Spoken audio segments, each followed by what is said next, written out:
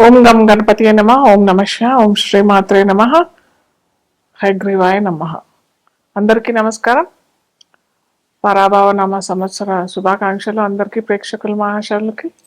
అయితే ఈరోజు మనము డిస్కస్ చేసుకునే టాపిక్ ఏంటంటే శని అస్తంగత్వం. అయితే ఈ అస్తంగత్వం అంటే ఏంటో చాలా మందికి తెలియదు. అయితే ఏ గ్రహమైనా ఒక రాశిలో 30 డిగ్రీల వ్యాపకత్వంతో ఉంటుందన్నమాట. అది రవైనా సరే, 9 గ్రహాలు, మిగతా గ్రహాలైనా, అష్టగ్రహాలైనా కానీ 30 డిగ్రీల పరిమాణంతో కలిసి ఉంటుంది.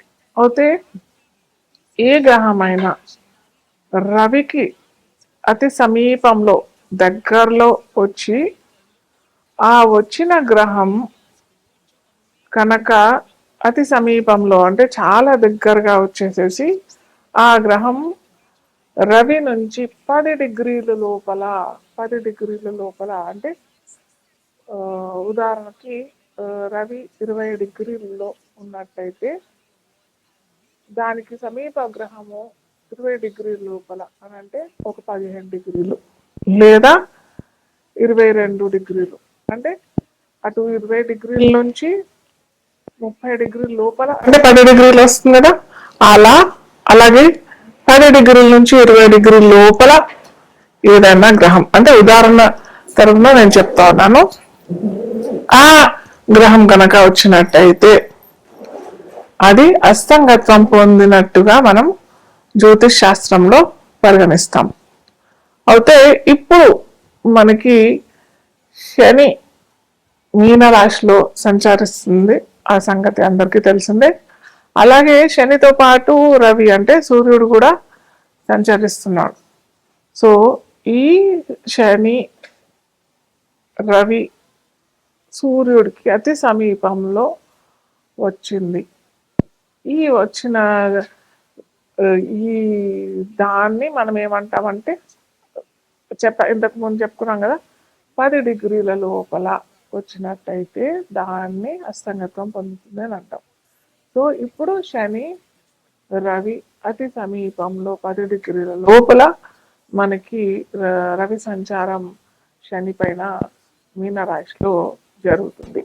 అది ఏ సమయంలో ఉందంటే మార్చి 8వ తారీఖు నుంచి ఏప్రిల్ 22, 2026 దాకా ఈ సంగత్వం, ఈ రవి సంచారం అనేది జరుగుతూ ఉంది.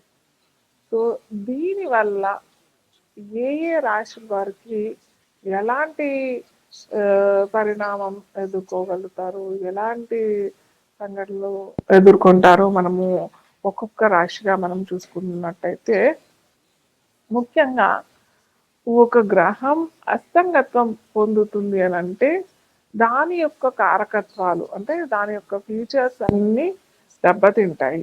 అంటే రవి ఉదాహరణకి మనము ఒక బంతి పెట్టామనుకోండి, ఒక బంతి పెట్టి పెద్ద బంతి దాని పక్కన ఒక చిన్న బంతి వచ్చింది అనుకోండి, ఈ బంతి నీడలో ఈ చిన్న బంతి కనిపిస్తుందా? కనిపించదు కదా. సో అలాగే ఇక్కడ ఏమైంది, సూర్యుడు పక్కన శని కూడా పెద్ద గ్రహమే, కానీ అన్నిటికంటే సూర్యమండలంలో మనకి రవి పెద్దదైన గ్రహం, అంటే జ్యోతిష్ శాస్త్రంలో గ్రహంగానే పేర్కొంటాం. అయితే ఈ సూర్యుడు శనిని దగ్గరగా అతి సమీపంగా వచ్చి ఆ శని కారకత్వాలన్నిటినీ తనలోని నిగుడికించుకుంటాడు కాబట్టి దీన్ని మనం అస్తంగత్వం అని పేర్కొంటాం. ఆ శని కారకత్వాలు అంటే ఏంటి? శని అందరికీ తెలిసిందే కర్మకారకుడు, వృత్తి కారకుడు, మన యొక్క కర్మాలన్నిటినీ దహింపజేసేవాడు శని. ఆ శని కారకత్వాలు ఇప్పుడు ఈ 40 రోజుల్లో అస్తంగత్వం పొందుతుంది. అంటే ఆ కారకత్వాలన్నీ కొద్ది కొద్దిగా తగ్గిపోతాయి. దీనివల్ల ఏమవుతుంది, దీనివల్ల ఏ రాశికి ఎలాంటి ఫలితాలు వస్తాయి, అది మనము ఇప్పుడు ఒక్కొక్క రాశిగా మనము చూసుకుందాం. లగ్నం లగ్నం తెలియని వారికి రాశి అని చూసినట్టయితే ధను రాశి వారికి అధిపతి ఎవరు ఇక్కడ మనకి గురు బృహస్పతి. సో ఈ బృహస్పతి 4వ ఇంట్లో అంటే ధను రాశికి మీన రాశి 4వ ఇల్లు అవుతుంది. ఆ ఇంట్లోనే శని అస్తంగత్వం పొందాడు. ఈ ధను రాశి అయిన గురువు శనికి కొద్దిగా అంతగా పడదు, మరీ మొత్తం పడదు అన్నట్టయితే కాదు. మనం జాతక చక్రంలో శని గురువుల కలయిక మనం ఏంటంటే ధర్మ కర్మాధిపతి యోగం అంటాం కాబట్టి ఇది ఎంత పెద్ద అవరోధం అని అయితే చెప్పలేము. కానీ తృతీయాధిపతి అస్తంగత్వం పొందాడు కాబట్టి అటు కొద్దిగా కుటుంబ వ్యవహారాల్లో అయినా, ఫైనాన్స్ రంగంలో అయినా కానీ, అటు టీచింగ్ రంగంలో ఉన్న వారికైనా కానీ కొద్దిగా అవరోధాలు, అడ్డంకులు వచ్చే అవకాశాలు చాలానే ఉంటాయి.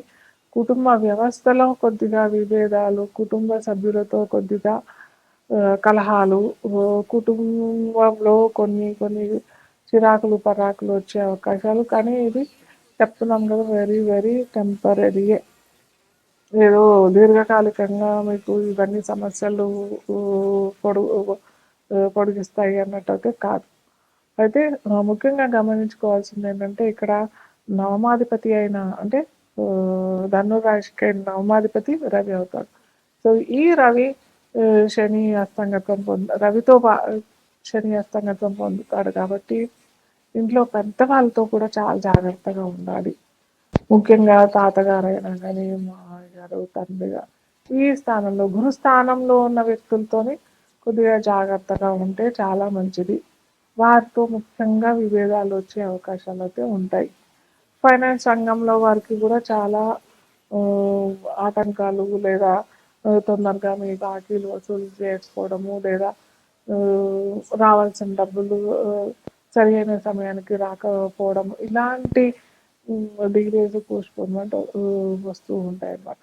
సో ముఖ్యంగా వీరు చేసుకోవాల్సింది ఏంటంటే శనివారాలు, గురువారం అయితే మీరు కొద్దిగా పసుపు కలర్ వస్త్రాలు వేసుకుంటే చాలా మంచిది. అలాగే శనివారాలు నల్లటి వస్త్రాలు లేదా నీలిమ రంగు వస్త్రాలు లేదా పూలు లేదా పండ్లు దానం చేసుకుంటే మటుకు మంచి ఫలితాలు, సత్ఫలితాలు వచ్చే అవకాశం మాత్రం చాలా.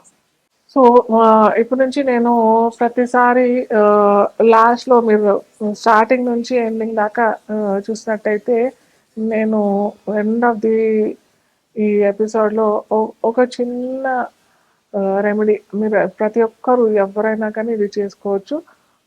స్విచ్ వర్డ్స్ అంటారు, ప్రతిసారి నేను స్విచ్ వర్డ్ అన్నా ఇవ్వడానికి ప్రయత్నం చేస్తాను, లేదా న్యూమరాలజీ ప్రకారం ఒక నంబర్ అయినా ఇవ్వడానికి ప్రయత్నం చేస్తాను.